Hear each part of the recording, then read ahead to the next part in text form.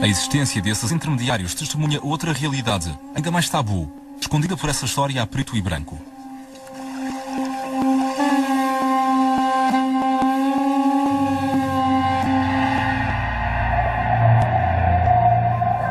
Esse segredo bem guardado é que o tráfico de escravos era uma prática comum no seio das sociedades africanas, muito antes da chegada dos ocidentais e dos árabes, e muito depois da sua partida. Milhões de africanos foram levados à escravatura por outros africanos. Foram 14 milhões, segundo o historiador inglês Patrick Manning. Ao longo dos séculos, a escravatura está por todo o lado, nos campos, entre as concubinas, nos exércitos.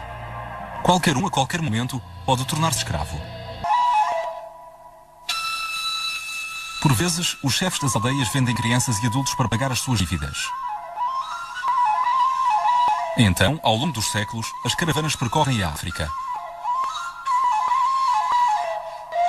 Um tráfico escondido, longe da vista e da memória.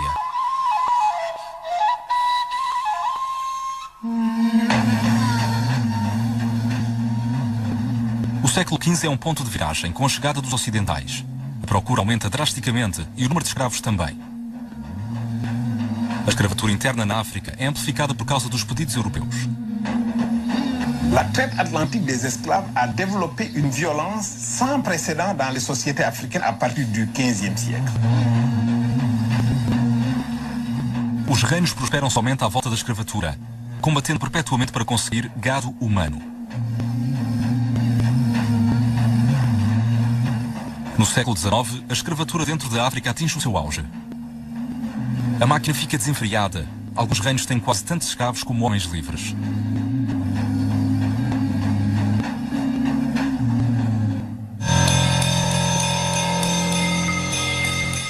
Os ocidentais, os muçulmanos, os africanos, toda a gente participou no tráfico de escravos em África. E durante muito tempo, ninguém pensou em pôr em causa essa lei do mais forte.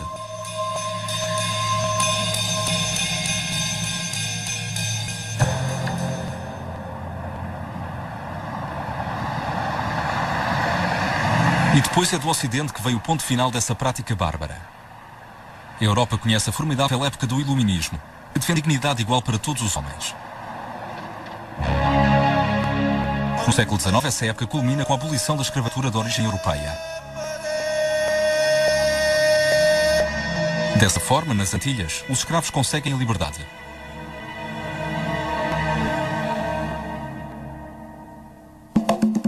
A opinião pública ocidental toma consciência do horror de uma prática que ela tinha aceite e descobre o horror do tráfico de escravos oriental, o africano. É a época em que os jornais publicam descrições edificantes. É a época em que se assinam petições.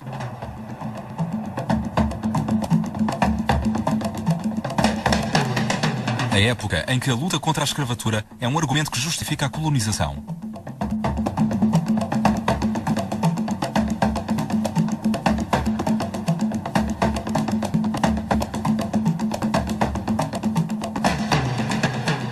Então, em Zanzibar, os ingleses impedem os barcos de escravos de continuar e instalam-se.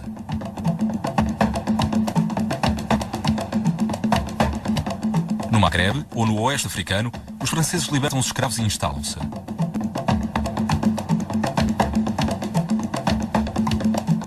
Apesar da sua vontade, a África e o mundo árabe aceitam a abolição, o que não é sem consequências.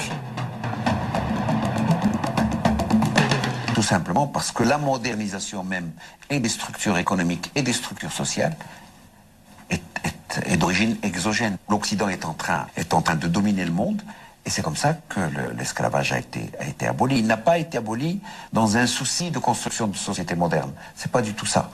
Et dans des pays, par exemple, que je connais mieux, par exemple, si on prend le Maroc, l'esclavage a disparu presque sans qu'on s'en rende compte. Et je pense que c'est ça vraiment l'élément essentiel. Mais il a disparu sans que le problème soit réellement posé. C'est dommage parce que je pense que c'est quelque chose qui aurait mérité d'être posé comme problème, qui aurait mérité d'être négocié comme un vrai passage vers la modernité.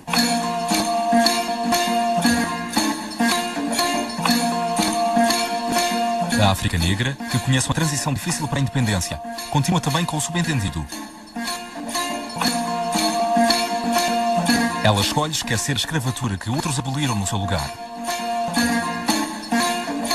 Cela peut poser problème à une mémoire africaine qui n'a pas été politiquement à l'origine de l'abolition.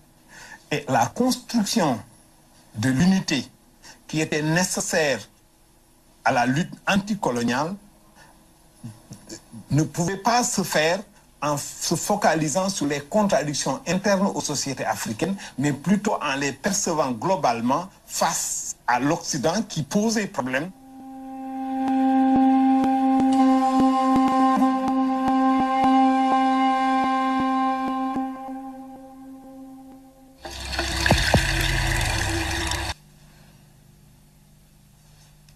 Para as autoridades árabes, está fora de questão comparar verdadeiramente a responsabilidade do tráfico de escravos. Preferem pôr em causa a colonização europeia.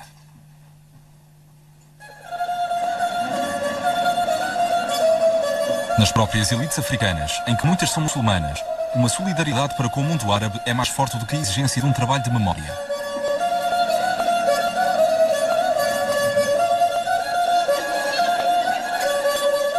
On a l'impression que le grand mal pouvait venir de l'Occident, mais ne pouvait pas venir des voisins musulmans du Nord. Aujourd'hui, les pays d'Afrique du Nord et beaucoup d'autres, du moins du Proche-Orient, sont devenus très amis avec les pays africains. Alors tout ce beau monde s'arrange sur le dos de l'Occident, mais on a décidé de ne pas rouvrir cette page douloureuse.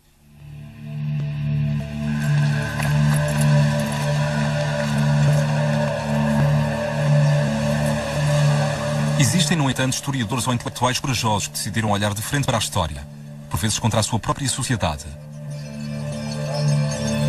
O professor Tioub é um desses. Um acontecimento marcou-o, uma conferência em 2001, durante a qual ele teve a coragem de sair dos discursos convencionais e de falar de todos os tráficos de escravos. Quelle a été la réaction de l'auditoire?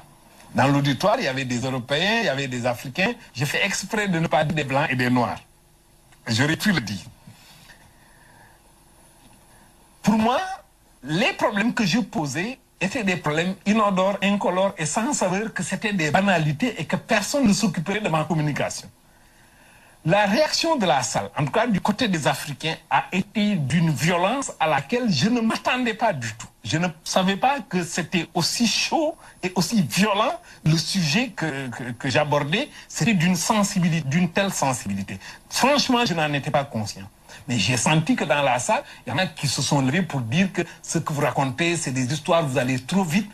Mais je n'ai entendu aucune critique réelle de ma communication, une critique scientifique. Mais ce qui me l'explique, c'est ceci. C'est que quand j'ai terminé mon exposé à Bamako, qu'il y a eu cette réaction violente, mais peu scientifique, mais plutôt réaction épidermique à ma communication, quand je suis sorti de la salle, des Africains sont venus me voir. Ils n'étaient pas très nombreux, mais quand même c'est assez représentatif de quelque chose pour me dire, vous savez, ce que vous dites là, c'est vrai, vous avez raison, qu'on doit explorer cet aspect des choses, mais il ne faut pas le dire devant les Blancs.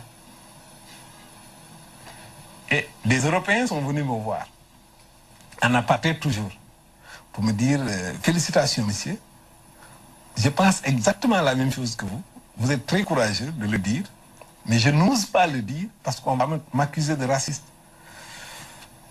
Après avoir écouté ces deux positions que je comprends très bien, je me suis dit, mais où sont les historiens? Il est grand temps de prendre le taureau par les cornes. Também no Ocidente, a verdadeira história do tráfico de escravos é ignorada.